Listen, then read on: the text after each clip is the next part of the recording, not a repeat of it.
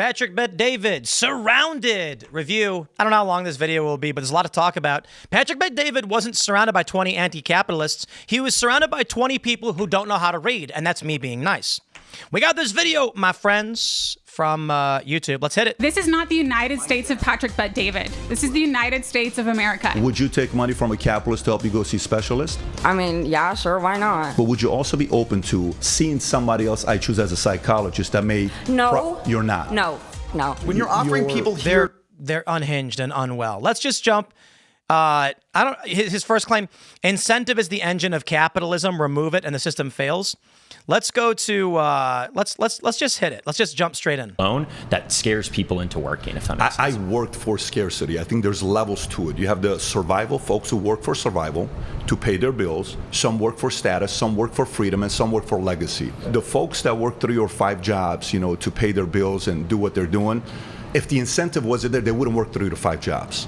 Some of the guys that build a bigger business that solve a lot of problems. The incentive there is either I die or I work. That's not really a system that rewards merit. That's a system that pushes people into insecure positions. Not necessarily. In many cases, we put ourselves in situations as well. Don't care. Stop. I'm not holding your hand.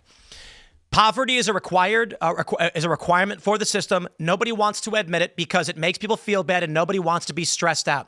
Nobody wants to be a bundled rabbit sitting in the corner shaking because you don't know if you're going to live or die. But societies with absolute abundance, people don't work. And if people don't work, the bottom layer breaks down. So let's try this again. When he says, if I don't work, I die. Welcome to the world in existence. How about I drop you in the middle of the woods or North Sentinel Island and say, figure it out. Do you think in that circumstance, you'll sit back and survive by not working? No, you'll work 100 times harder than you've ever worked in your life, and you will hate it. Modern society and capitalism have continually improved it as we chase the dragon of trying to live better lives. However, my friends, when we get to that point where everybody has abundance, we're actually there. And what do you get?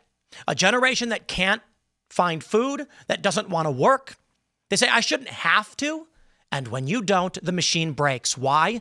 Entropy is a law of existence. It exists. But when we're talking incentive... Are you saying that it's an individual failure for these single mothers that are working 3 to 4 jobs? For some of them, it is. Interesting. For some of them, it is. I'm glad you bite that bullet, because most people are not going to say that it's a moral failure of people that are born into poverty that continue to live out cyclical poverty. Let me explain to you. For somebody like me, I came from the single mother system. My mother was a single mother. We had, my parents got a divorce twice. They married each other. They divorced. They remarried each other, divorced again.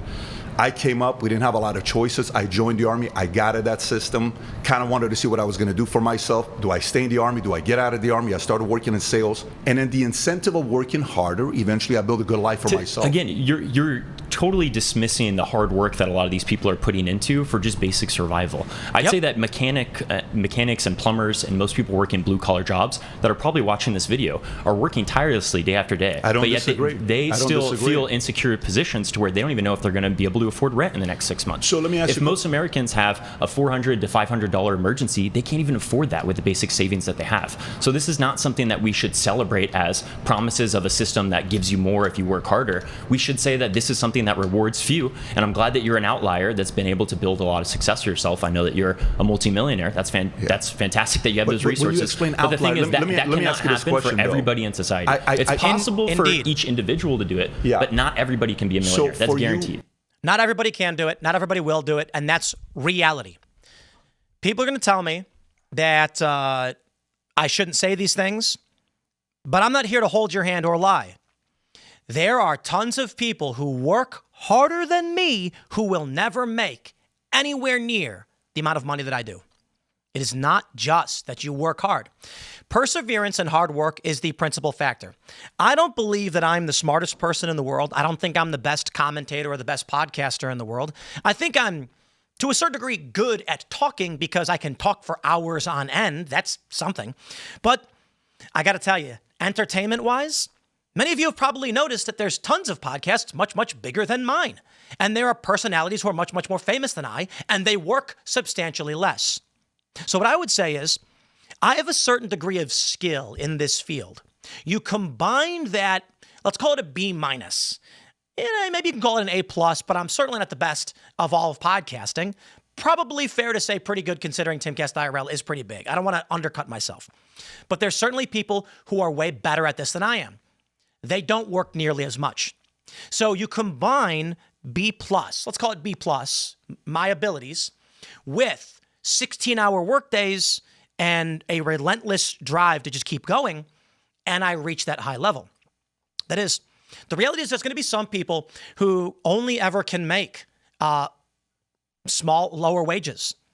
But by working double shifts, they'll have twice as much as the person next to them. They will never be wealthy. That's a reality. Poverty is a requirement of the system. That's a fact. People don't want to tell you this. The liberals don't want to tell you this. They're going to clip this out of context and lie about what I think, but it's the truth. I'll give you an example. You need somebody to lay bricks, right? Okay, who's going to do that? A rich guy? Never going to happen. He's going to say, no way.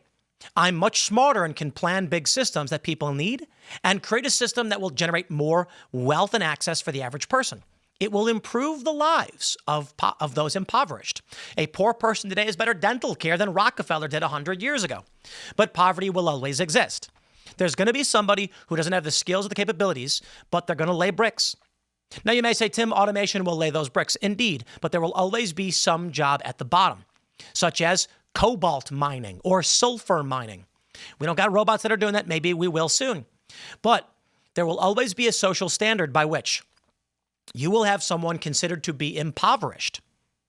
Even if poverty means 100 years from now, they can fly, they live forever with perfect teeth, they have infinity pools, and they're like, it's not fair. I wish I had an international space station like the billionaire did. I don't think not everybody can be a billionaire or a millionaire, but I do think people can find ways to use their time to effectively increase their market value. And I don't think many people do that. When I talk to people and they tell me, I've watched this show, I've watched every one of these shows, I've watched every one of these Netflix shows, you can use that time to increase your market value instead of kind of, focus on what's going on with the story. People will die. Again, what really irks me about all of this is I have no problem saying it. I wish more people did. There will be people with no skills and they die. Now, we don't want them to, okay? Some people are born with developmental disabilities and they can't function very well, and it's unfortunate. They can't survive on their own. If we were to drop somebody with a developmental disability into the middle of the woods, they would not be able to survive. In fact, if you were to take the average human being and do that, they probably wouldn't survive either. We are a social system. But what happens when you continually save the lives of those who drain the society without putting more in? The society will eventually collapse. In nature, this is entropy and reality. An individual that can't carry their own weight ceases to exist. The intelligent and capable of humanity have built technologies through their abilities and the workers who have contributed to allow us to save more and more lives. But as time goes on, society accrues more and more, net negative individuals who consume more than they produce. And when that exceeds a certain threshold we'll call the social event horizon, the system will begin to break down. I don't know if PBD wants to acknowledge that. I certainly can tell you these anti-capitalist leftists will never acknowledge that.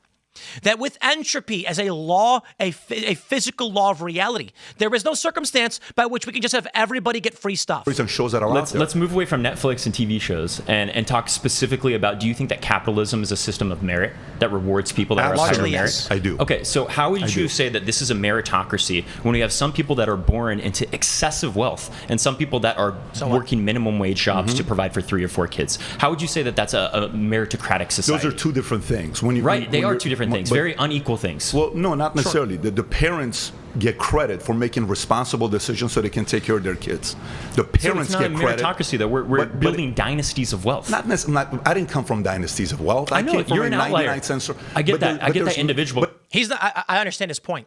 There are people who are born wealthy, will never do real work in their lives, and I know some of these people, and boy, are they dumb. And cry more about it. This is a chain of...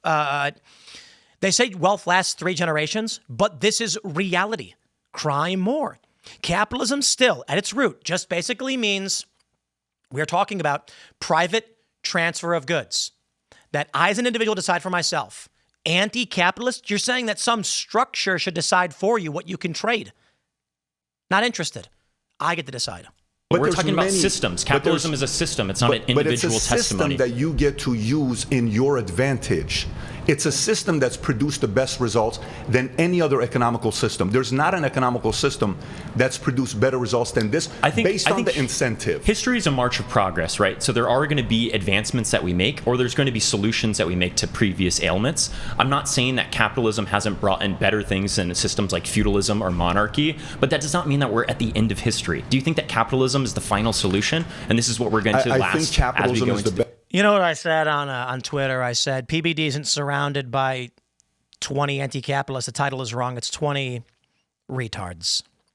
I know, a little harsh. So I didn't say that in the intro to this one, but these people don't know what capitalism means. They've not even read Marx.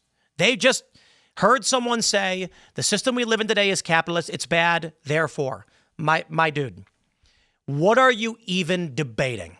Let's jump to the next claim, which is capitalism that lifted more people out of poverty than any other system. That's a fact statement. Infrastructure, education, and contributing to strong literacy programs, redistributing the wealth. I think that my other argument would be that there hasn't been an opportunity for alternative systems like socialism to pull enough people out of poverty. So we look at examples. There hasn't been? There hasn't been enough opportunities for them to succeed. And so when Why we do you say, think that is? I think that is partly because of the U.S. and I think because capitalist forces and global market insecurities have sabotaged these attempts to do socialism. Socialism hasn't been given enough opportunities to allow the lifting of people out of poverty. I'm going to say it again. Socialism hasn't been given the opportunity. That's an image of the killing fields. These people spare me, okay? So we look at an example in Chile in the 1960s. They elected a democratic socialist, and he proposed literacy reform, wealth redistribution, land reform, and all of that was a threat, obviously, to the United States because McCarthyism was on the rise at the time. And so instead of allowing Allende to have a chance with that, the U.S. Orchestrated a CIA-backed coup to take over and to have a military dictatorship led the country instead of Allende, who actually was having a lot of success in reducing the poverty rates before the U.S. interfered. And so I think we look at other parts of Latin America, like Venezuela, for instance, and we see the same thing. We see that the U.S. has interfered several times. With Chavez in Venezuela, he was able... I don't want to rag on her for pronunciation. Allende, I feel like she actually doesn't even know what she's talking about. Allende. Oh, is that how you say it? Okay, maybe she read it in a book. Fine. Shouldn't make fun of someone for the pronunciations. To reduce the poverty reduction in half in the first decade of him being in office, and he was sabotaged ultimately by the U.S. and by a military dictatorship, so that the people that replaced them were actually So may I respond? It's a lot of different cases here, so thank you for that. Of course. I'm not going to bother with this one. I'm sorry. This is stupid geopolitical bickering over war and resource management that has nothing to do with the concepts of capitalism or otherwise, and it's a waste of all of our time. This thought experiment, again, if we're going to give it Okay, so this thought experiment. PBD says, if all of the wealth of the world was divided equally within 5 years, it would return to the same pockets. He is correct. Serious look. I want to understand, how would you propose that happen? I hope you realize this is just a question we're asking everybody, right? But if you take all the wealth, which is around How do you propose a hypothetical magic scenario that no one is intending to actually be literal? $100 trillion, okay, give or take. You divide it by 8 billion people, it would be around $62,500 each. Within 5 years, the people that don't know how to handle money themselves, they would lose it all. And within 100 trillion divided by 8 billion is 12,500. 5 years, the same wealthy would get the same amount of money. As someone who certainly doesn't make that much money, I'm willing to take that as a gamble just for fun. I'll be honest. But at the same time, okay, so you're just now claiming that people who don't have wealth don't know how to manage it. Indeed. And that's fair because a lot of them have never had it before. So what do we do to basically ensure that people like myself who are currently, thank you to the United States, thank you to the state of California for giving me medical insurance to get blood work, for giving me food stamps so I can have food. I've applied to, I don't know how many. There's a limit. As I already mentioned, a society that accumulates too much net negative will eventually collapse. I'm sorry, that's just true. Now, I'm going to tell you guys a story. For those that, this is a new channel, and so, we're largely going to be doing like video reaction stuff. I'm going to tell you guys. I went to a meeting with a friend of mine. He was looking for investors. I'm going to tell you why PBD is correct and why you were wrong, sir, and I hope this helps you. I hope this helps light a fire under people and gives them a basic understanding of why PBD is correct. The investors said, these are powerful, prominent, high-level VCs. You've heard of them. I'm not going to say who they are. The question they ask people, so what are you working on? What do you do? What's your company? Then they go, if you woke up tomorrow morning with $1 million tax-free in your bank account, and just for the sake, like legit money, IRS shakes your hand and says, congratulations, it's you're good, you're clean. What's the first thing you do? Do you know what most people say? Do you know what this person would say? Do you know what all of these people would say? All right, back to the actual story. Most people say, pay off my car, pay off my debt, buy a new house, take a vacation. Most people. And you know what the investor's response is? Oh, yeah, man. So you go, oh, man, if $1 million, take the family to Costa Rica and relax for a little bit for once. And they respond with, oh, man, wouldn't that be great? Me, I'd maybe check out El Salvador, right? That'd be awesome. Hawaii? Fantastic. Well, hey, man, really appreciate you coming down. It was great to meet you. We'll be in touch. And you will never hear from them again. You know why? Because this person burns money and resources. So what's the right answer? The investor asks you. You wake up and you've got $1 million tax-free. It's clean money. It's good to go. What's the first thing you do? And what does my friend say? Oh, we need 3 devs. We need a front end, back end, and probably a full stack. But we have a couple of guys working on all of this right now, but we need a dedicated guy who's just going to do the front end stuff because we want to get this launched. And I think I can probably pick up the slack on the back end and infrastructure stuff. But if we got a good front end guy, they go, stop. Welcome aboard. Here's the contract. What they're looking for is, are you going to build and generate infrastructure, resources, wealth? Are you going to lift people out of poverty? Are you going to make the world a better place? Or are you going to spend it on yourself? And what did this guy say? I need healthcare. I need this. I need that. Thank you for giving it to me. This man, if given $12,500, I guarantee you it would be gone in a month. And he'd say, please, sir, can I have another? Now, listen, I want to help people, but I'm with PBD on this one. We help people by building systems that make life better. And this guy, who 100 years ago would probably be a hobo walking down the street, has access. Many hundreds of jobs. I can show you the receipts. I can show you the email confirmations. Like, I am trying my best to use my values with the freedom that we have So here. if I give you a job, you would work 40 hours a week? If the job is in alignment with something that's noble and good, I think I could. The issue is, and again, you may say that this is a personal weakness, but like right now, substitute teaching, tutoring, trying to help in that way is making it so that I'm able to scratch by. Yeah. But without the supplemental income and the help from the society of people who make more money, but let's, I'm going to not have enough food. I want to address something which you made a point that I agree with. On why don't some people create wealth? In my family, when I was growing up, and I was telling this young lady over here, when my dad was a cashier at a 99-cent store, we've never owned an insurance policy before. My parents, we've never owned a house before. I've never lived in an apartment with a swimming pool before. We've never had a 401k stock, mutual fund, none of that stuff. I had no clue how money worked. So for me, when I got out of the Army with a 1.8 GPA, out of high school, I went straight to the Army because I didn't know how money works. If you look at our system today, in high school, we learn about a lot of different things. They don't teach us about taxes, finances, mutual funds, stocks, bonds. Colleges don't even teach a lot of that right now. So Do you work come in out. a high school? Did I work at a high school? Do you have experience like me, someone who's essentially on those front lines working in? I've worked with. This is a broken society. I don't need to shout out to PBD. His story is fantastic. Much respect. Though we've had our arguments in the past. This guy doesn't have the capacity. Now I tell you this. I believe every human can be a net positive person, but it requires a culture and a society to fix, mend, to make this possible, to grow people and develop. I'm going to say this. High school is not going to help you. This guy being like, I worked in high school, I have experience. Yeah, that's a net negative. I'm sorry, it's a reality. We are talking about the true mathematical logic function of a society. That means there is an emotional component to it.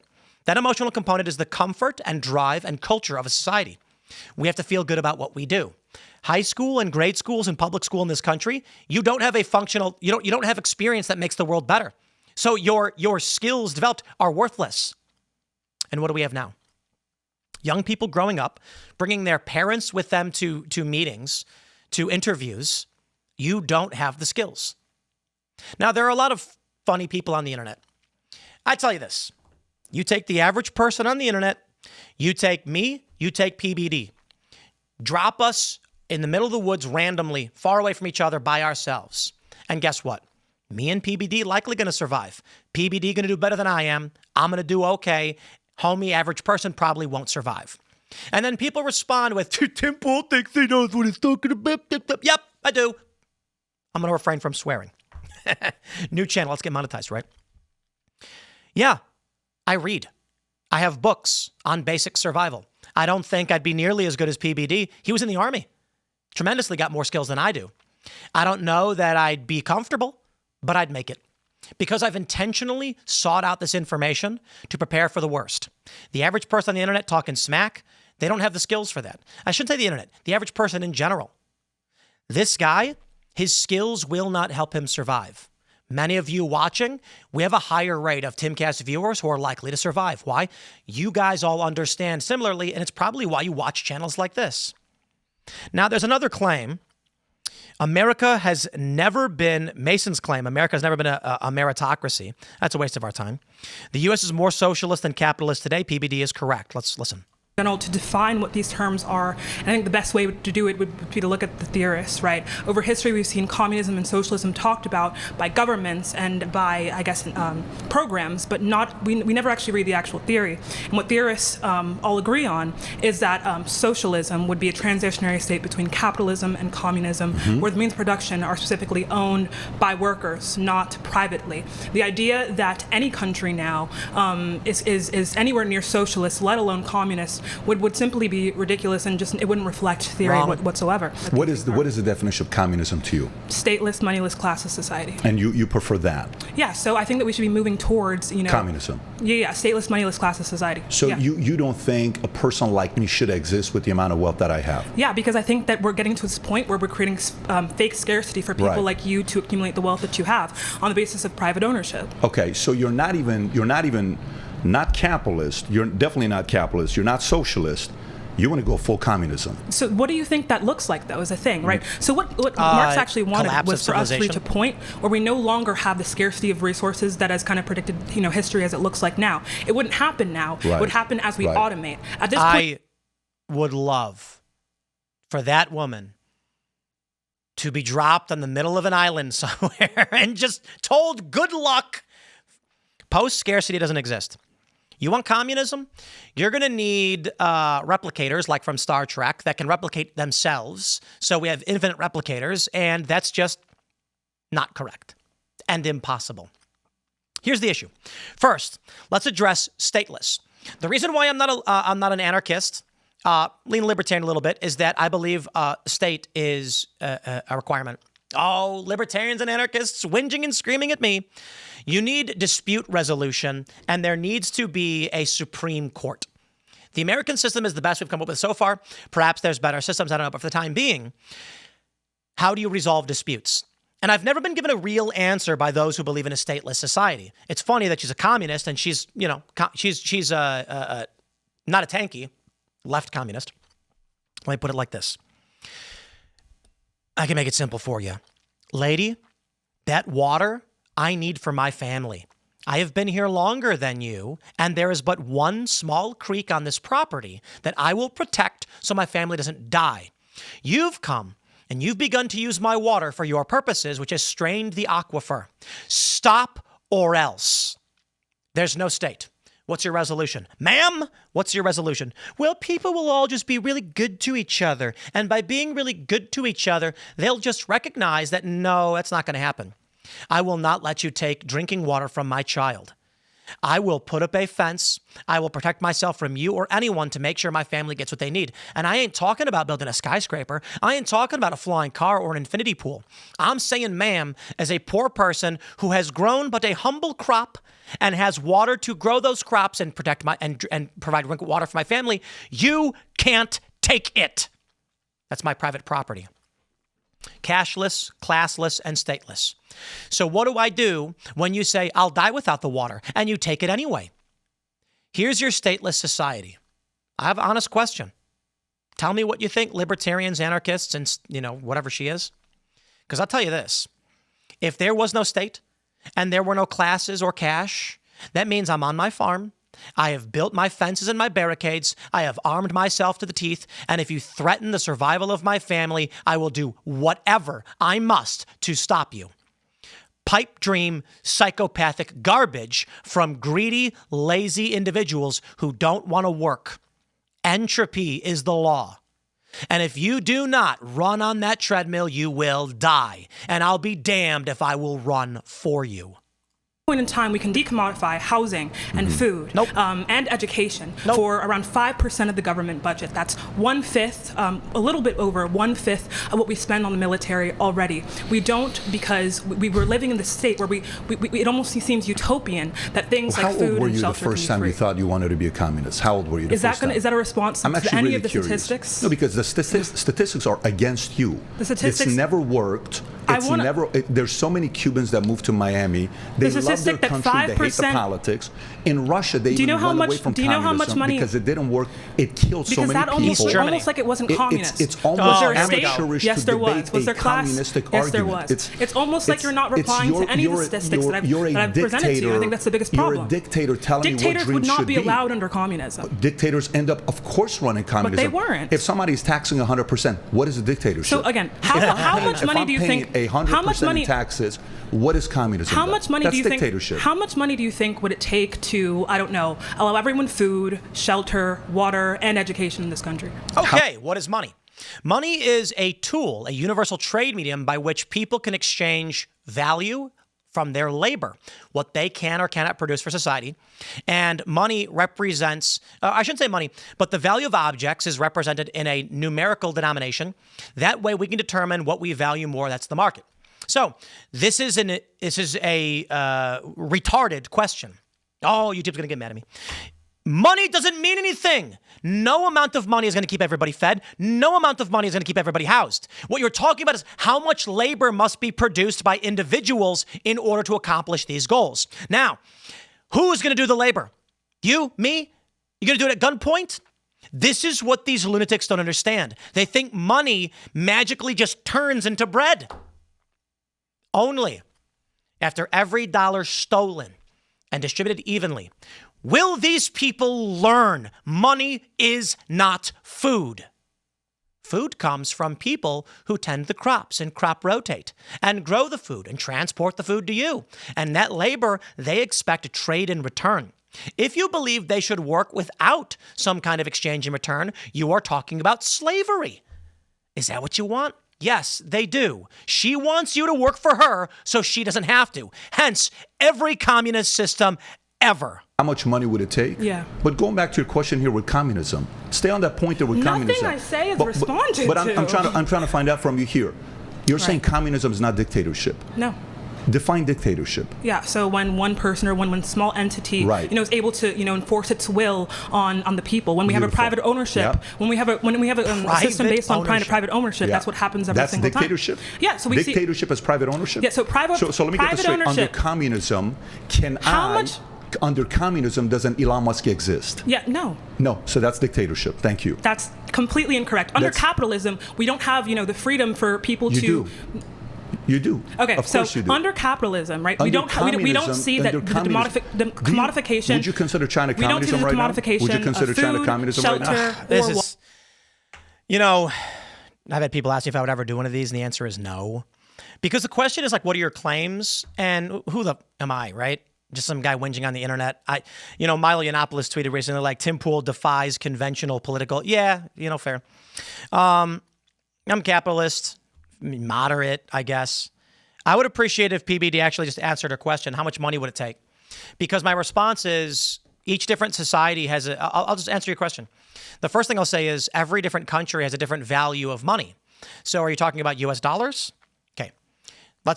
How many US dollars would it take to feed everybody? Let's start with this. Where does the food come from? If we're going to be buying the food with money, who are we buying it from? When you start to walk down that path, where do you end up? What she wants is slave labor. People in foreign countries mining sulfur with their teeth rotting out of their faces at the age of 20 so that we can have these materials for our wealth and luxury. Welcome to the real world, lady. I wish PBD actually just answered it because he's surrounded by a bunch of people who don't know what money is, don't know what economics is, and don't understand why the idea of raising the minimum wage changes nothing. Raising the minimum wage doesn't solve anything because the value of labor as valued by society, isn't determined by a bureaucrat rubber stamping a piece of paper. It's determined by the individual's willingness to do a job or not. And so, when we play this game of we should increase the minimum wage, it doesn't change anything. It actually just shuts businesses down overnight. Let's say there's a company that sells bread and no one is buying it. That company is forced to lower the cost of their bread to make money. And the baker says times are tough, but we had to lower our costs because nobody was buying bread. Then the people who make less money at low-skilled jobs can afford it, and they start buying more, and you've found market equilibrium. The problem is everybody wants luxury, and people like this exist. And I will wrap it up here with this final thought because I'm not here to do a 2-hour response video. It'd actually be like 6 hours if I responded to the whole thing. Anti-capitalists don't know what capitalism means. The root is private trade versus public control. Communism is absolute control. The system dictates. That's dictatorship.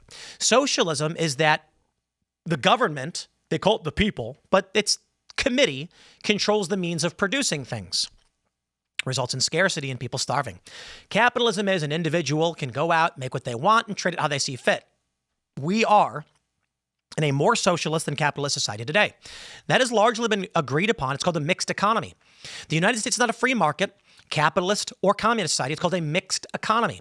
More than half of the money we make is taken by government and distributed as they see fit. That means we lean towards socialism because government is the people, right? Now, I'm actually not saying we should be, I'm not a laissez-faire capitalist either. I think there are some circumstances where we do need intervention because a human being can recognize emergent phenomenon faster than the phenomenon itself can correct itself, can be corrected. That is, let's say a trend emerges where people are producing Elsagate videos. The market would let it happen because people were into it, and a human can recognize it's bad and shut it down. So mixed economy is all right, but we should probably lean a little bit more towards the free market stuff. I like the video. I'll wrap it up there. That's my response. Maybe in the future, I'll do more of these that can be longer. But for this channel, subscribe, smash the like button. I had the wrong frame up. This channel is largely going to be like social response video stuff, not necessarily news related, and some of the videos may be old. And considering this just came out, I got to say about it. That's what you get. Smash the like button. Follow me on X and Instagram at Timcast. Thanks for hanging out. We'll see y'all tomorrow, whenever I feel like making these, I guess.